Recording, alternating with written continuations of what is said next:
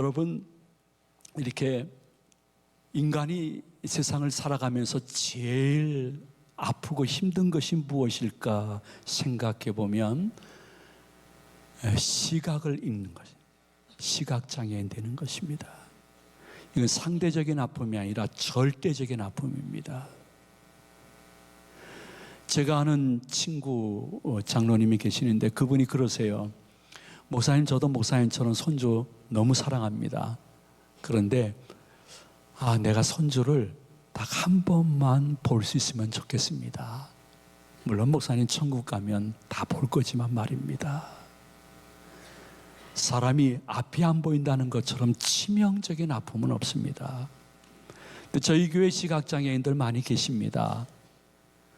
그분들이 그러한 치명적인 아픔을 이겨내고 예수님을 만난 것입니다. 본인이 갖고 있는 오병이어는 수십 년 동안 했던 침술안마, 그거를 지역사회 분들과 우리 교인들에게 나누고 싶다는 거예요.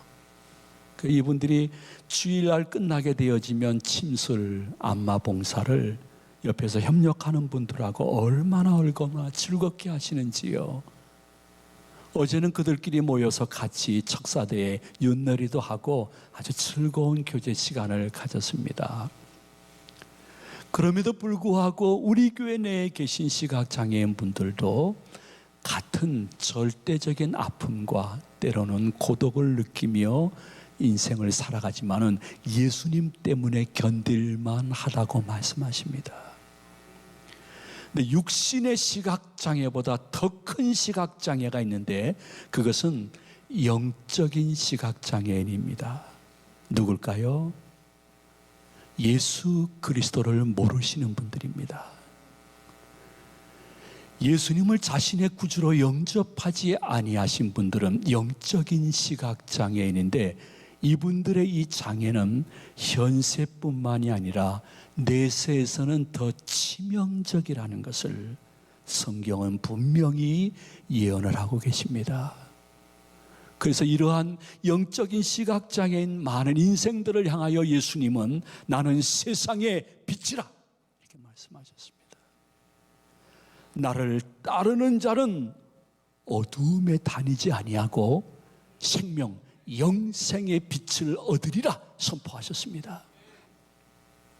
구약시대에 보면 우리 성도들의 그림자인 선민들이 출애굽 해방을 하게 됩니다. 그래서 광야길을 걸을 때에 여호와께서 낮에는 구름 기둥으로 밤에는 빛 불기둥으로 그들을 인도해서 넉넉히 광야길을 걷게 하셨습니다. 이 그림자는 신약으로 올라와서 예수 그리스도께서 우리의 삶의 앞에 빛이 되셔서 밤과 낮으로 우리를 도우시되 지난 날은 여기까지 에베네셀의 빛으로 도우셨고 오늘은 임마누엘의 빛으로 인도하셔서 여러분들이 삼부 예배 올라올 수 있었고 여러분 앞길은 여호와 일의 빛으로 그분이 앞서가시며 여러분들을 통해서 하나님의 영광과 이름이 욕되임 받지 않게끔 은혜를 주실 줄로 믿으시기를 바랍니다. 동시에 구약에 보면 지금의 예배라 볼 수 있는 제사를 선민들이 드렸습니다. 제사는 여러 종류가 있었지만 특별히 초막절이 되어지면 성막 안에 여인들의 뜰에 아주 밝은 등불을 켜가지고 초막절이 시작이 되어집니다. 그래 초막절이 끝나는 것은 저 등불이 꺼질 때 초막절이 종료가 되어지는 것입니다. 이것은 신약에 예배드리는 우리 성도들에게 우리들이 인생 살아가면서 빛 대신 예수님이 여러분들을 선택하시고 인도하셨기 때문에 지금 교회에 앉아 있는 것입니다. 예수님 나에게 어떻게 빛이 되셨을까? 십자가를 통해서 이루어지신 것이죠. 여러분, 십자가를 통해서 우리는 거룩한 교환을 보게 되어집니다. 어떠한 교환이 일어났을까? 십자가는 나무 십자가였습니다. 여러분, 구약에서 성경을 읽어보시면 알겠지만은 율법으로 봤을 때 제일 지독한 형벌이 무엇이냐 하면 돌로 쳐 죽이는 것이었습니다. 그러므로 예수 그리스도를 최고의 형으로 언도한 빌라도와 서기관 바리새인들이 예수님을 죽일 때 돌로 쳐 죽여야 되는데 그렇지 않았습니다. 예수님이 돌아가신 것은 나무 십자가였습니다. 이유가 무엇일까요? 구약의 메시아, 앞으로 오실 메시아는 돌로 쳐 대속의 죽임을 당하지 않으시고 나무 십자가에 달려 돌아가실 것이라는 예언이 성취되어야 되기 때문이었습니다. 예수 그리스도의 나무 십자가는 무엇을 의미합니까? 우리 인간들이 받아야 될 모든 저주와 영벌과 지옥 형벌을 그분이 대신 치르시는 곳이 바로 십자가인 것입니다. 우리들 드러낸 죄, 아직 드러나지 아니한 여러분과 저의 죄, 그리고 율법적인 죄, 성경에 근거한 죄, 양심에 근거한 죄, 내 안에 내 남편도 모르고 내 자식도 모르고 내 부모도 모르는 내 마음속에 지은 그 죄, 몸으로 지은 죄, 손으로 지은 죄, 발로 지은 죄, 입으로 지은 죄, 모든 죄의 싹은 사망이고 지옥입니다. 그런데 그것을 대속하시기 위해서 죄 없으신 예수 그리스도가 이 땅에 오셔서 선포하셨습니다. 다 이루었다.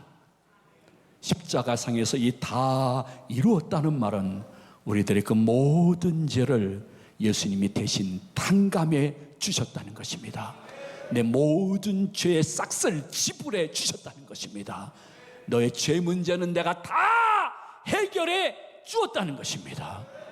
너의 모든 죄는 내가 해결했으니 너는 이제 죄인이 아니요 의인이요, 네가 진짜 죄 용서받은 증거가 있으면 너 때문에 상처받거나 아픔을 당하는 자에게 가서 용서를 비는 것이 진정한 용서의 마지막인 것을 증거하고 있습니다. 그런데 어쨌든 예수 그리스도가 십자가에서 대속의 죽임을 나를 위해서 당하심으로 말미암아 우리의 저주가 용서로 교환된 것입니다.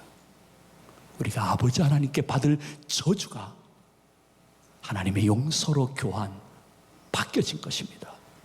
그 후로부터 예수님을 영접한 사람에게는 어두움에 거하지 않고 빛에 거하는 은혜를 주십니다. 영벌에 처하지 않고 영생의 은혜로 들어가는 교환이 이루어진 줄로 믿으시기를 바랍니다. 우리는 더 이상 율법 아래 있지 않고 예수님의 은혜 안에서 살 수 있는 특권이 교환으로 이루어진 것입니다. 우리는 더 이상 하나님 앞에서는 정죄를 받지 않고 사지함을 받은 하나님의 자녀가 된 것입니다. 우리는 더 이상 예수 그리스도가 나와 함께 하심을 믿기 때문에 두려움과 염려와 초조보다는 감사와 담대함이 우리 삶 속에 있는 것은 예수님이 영으로 나와 함께 하시는데 그분이 세상 끝날까지 나를 도와주실 것인데 이 믿음 때문에 강하고 담대한 믿음으로 내가 바뀌는 이 아름다운 교환, 이것이 예수 그리스도의 십자가로 말미암아 이루어진 줄로 믿으시는 분만 아멘 하시기 바랍니다. 그것이 여러분의 삶의 은혜요, 그분이 앞서가시며 빛으로 인도해 주시는 아멘이요 신앙 고백이 되어지는 것입니다. 우리가 제일 기독교인으로서 중요하게 생각해야 될 것은 예수 그리스도의 정체성인 것입니다.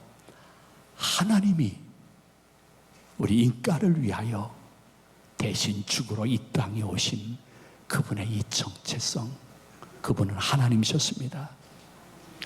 어느 날 우리 교회 교육자들과 같이 1일 간단히 가족여행을 떠났습니다.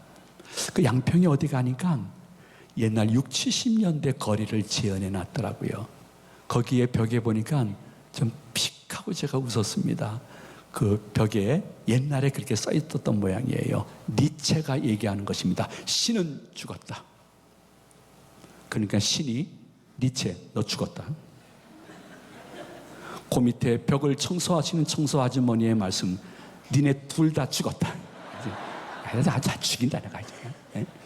가만히 그 벽에 낙서를 보면서 픽 하고 웃었습니다. 어리석은 자는 하나님이 없도다 이렇게 이야기한다고 시편 기자가 말씀했듯이, 하나님이신 예수 그리스도의 정체성에 대해서 부정하는 사람들이 얼마나 많은지 모릅니다. 조금 인정하시는 분들이 이렇게까지는 여러분 친구들 가운데 주위에서 그런 말 하시는 분들은 들어봤을 것입니다. 예수, 그분은 훌륭한 윤리도덕까지, 목사들이나 장로, 그 교인들이 그걸 따라야 되는데 그거 안 따라서 내가 교회 안 다닌다니까 하는 얘기를 한두 번은 다 들어봤을 것입니다. 예수, 그 위대한 4대 성인 중에 한 분이지. 야, 교회 다니는 사람들이 예수님 그림자만 쫓아가더라도 이 세상이 다 바뀌겠다, 그런 얘기를 빈정대면서 들으신 분도 있을 것입니다. 예수, 그분을 한번 귀신 들린 사람 같으면, 심지어 군대 귀신 들린 사람도 한순간에 그 귀신을 내어 쫓는 대마사야, 대마사. 모든 대마사의 스승은 예수야 하고 얘기하시는 분들도 있습니다. 수많은 병든 자들과 아픈 자들 중에 불치병 걸린 자들은 예수님이 자신의 이름과 권능으로 온전히 고쳤으니 세상의 모든 의사 선생님들의 스승은 예수다. 술김에 외치는 내 친구의 음성을 들어본 분도 계실 것입니다. 사회는 너무 부조리해, 불공평해. 그래서 예수가 이 땅에 오셔서 모든 사회의 부조리를 완전히 정복하고 평등하게 하기 위해서 혁명가로 오셨고, 그분은 어떻게 보면 선한 의미에서 선동가로 오신 것이야 이야기하시는 분들도 있습니다. 예수, 그 당시에 유대인 사회에서도 별로 높은 지위에 있던 분도 아니고 유명한 분도 아니고 권력이 있었던 분도 아니야. 그러한 예수, 유대인 예수를 한국 사람인 우리가 왜 믿냐? 넌 한국 사람의 자존심도 없냐? 하는 이야기도 들어본 기억들이 여러분 가운데 있을 것입니다. 과연 예수님은 나한테 누구일까? 예수님은 그들에게 누가 되어야 될 것인가? 우리는 신앙생활하면서 죽는 그날 아침까지 절대로 포기할 수 없는 것은 성경은 하나님의 말씀이라는 믿음인 것입니다. 성경은 나의 신앙과 삶의 유일한 규칙이요 법칙이라는 고백인 것입니다. 기독교인에게 제일 중요한 것은 좌우 바라보지 마시고요, 나 예수님 한 분이면 인생 넉넉히 살아갈 수 있어, 이것이 기독교인의 진정한 고백인 것입니다. 나는 예수님 그분만 제대로 나에게 구주로 오시고 빛으로 찾아오신다고 하면 내 삶은 그때부터 만사가 형통할 줄로 믿습니다. 예수님 떠나면 나는 영육간에 죽고, 예수님을 내가 가까이 모시고 그분을 따르게 되어지면 나는 청소년 세대도 아니고 청년 세대도 아니고 나는 낀 세대도 아니고 나는 늙은 세대도 아니고 나는 오직 예수 세대인 것을 고백을 드립니다. 예수님 구주로 빛으로 나와 함께 동행하시고 내 앞길을 인도하심을 찬양합니다. 이것이 여러분의 아침의 고백이요 잠잘 때 간증이 되어지기를 축복을 드립니다. 그래야 될 우리의 마음속에 가져야 될 중심은 무엇이냐 하면, 정말 예수님의 집 교회 나오는 여러분들에게 예수님은 누구일까? 예수님은 누구일까? 그것이 여러분의 인생의 행복과 방황을 가름할 수 있는데, 유대인들은 율법상으로 봤을 때 무엇이나 누구를 증인으로 택해서 한 2명 혹은 3명처럼 증인을 택해가지고 그 사람의 말이 확실한가를 항상 확증하는 율법적인 특징이 있었어요. 근데 누가 이야기하지도 않는데도 예수님이 스스로 그냥 나는 세상의 빛이라 나를 따르는 자는 어두움에 다니지 아니하고 생명 영생의 빛을 얻으리라고 말씀하시니까, 그 증인도 없이 그런 얘기하지 마세요. 이렇게 바리새인들이 비판하는 것입니다. 여러분 생각해 보십시오. 빛에 무슨 증인이 필요합니까? 여러분 지금 3부 예배 때 이 빛 때문에 지금 우리가 같이 보면서 말씀을 받을 수 있는데, 자, 빛이 지금 비추고 있는데 무슨 증인이 필요하고 부언 설명이 필요합니까? 필요 없는 것입니다. 빛이라는 것은 자증적으로 이미 우리들에게 보여지고 느껴지는 것이기 때문에 예수님이 빛이라 말씀하실 때는 하나님의 선포이기 때문에 증인이 필요 없는데 이것을 그들은 무지해서 모르는 것입니다. 그래도 예수님은 그들의 이 무지함을 이해하면서 근데 아버지 하나님이 나와 함께하기 때문에 그게 증인이거든, 이렇게 16절에서 말씀을 하십니다. 우리 다 같이 봉독합니다. 만일 내가 판단하여도 내 판단이 참되니 이는 내가 혼자 있는 것이 아니요 나를 보내신 이가 나와 함께 계심이라. 아멘. 내 증인은 하나님이다. 야, 아버지 하나님이다 하니까 이들이 또 엉뚱한 질문합니다. 그러면 야, 그분이 누구냐 이렇게 질문해야 되는데 그분이 지금 어디 계시느냐 이렇게 질문하는 거예요. 우리 19절 다 같이 봉독하도록 합니다. 이에 그들이 묻되 내 아버지가 어디 있느냐. 예수께서 대답하시되 너희는 나를 알지 못하고 내 아버지도 알지 못하는도다. 나를 알았더라면 내 아버지도 알았으리라. 아멘. 무슨 말씀일까요? 예수 그리스도는 자증적으로 인생의 구주요 빛이라고 분명히 선포하고 있는데 이것을 지금도 안 믿는 사람도 있고 그 당시 안 믿는 사람들도 있습니다. 미안해요. 우리 교회 안에도 지금 3부 예배 드리면서 이 말씀을 시청하면서도 혹 믿지 않는 분이 계실 수도 있을 수가 있습니다. 무엇을 믿지 않을까요? 예수님이 나의 유일한 영육의 구주요 빛이라는 사실을 인정하지 않는 것은 교회 안에도 이미 많이 들어와 있습니다. 무엇 때문인 줄 압니까? 종교다원주의 때문인 것입니다.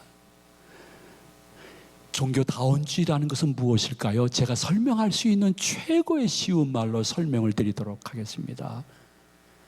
종교다원주의라는 것은 기독교를 포함한 모든 종교는 서로 공존할 수 있고 공존해야 된다는 그러한 이야기입니다. 다시 한번 너무 중요하기 때문에 말씀드립니다. 기독교를 포함한 모든 종교는 서로 공존할 수 있고 공존해야 된다는 것입니다.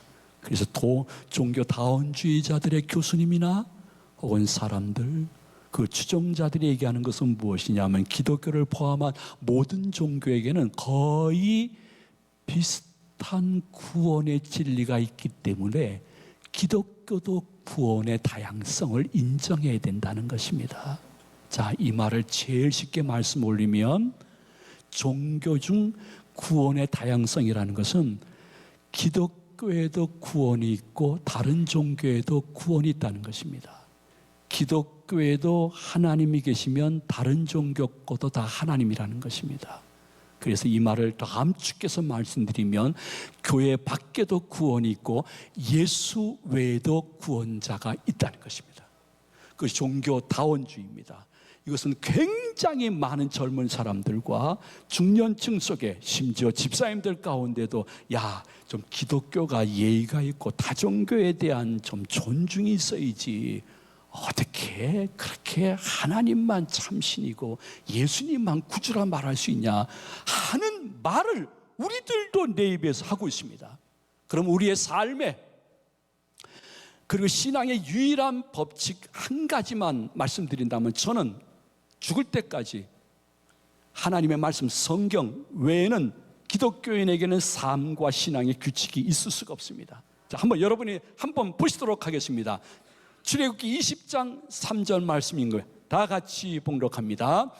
너는 나 외에는 다른 신들을 내게 두지 말라.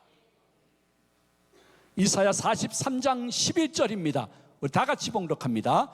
나 곧 나는 여호와라. 나 외에 구원자가 없느니라. 아멘.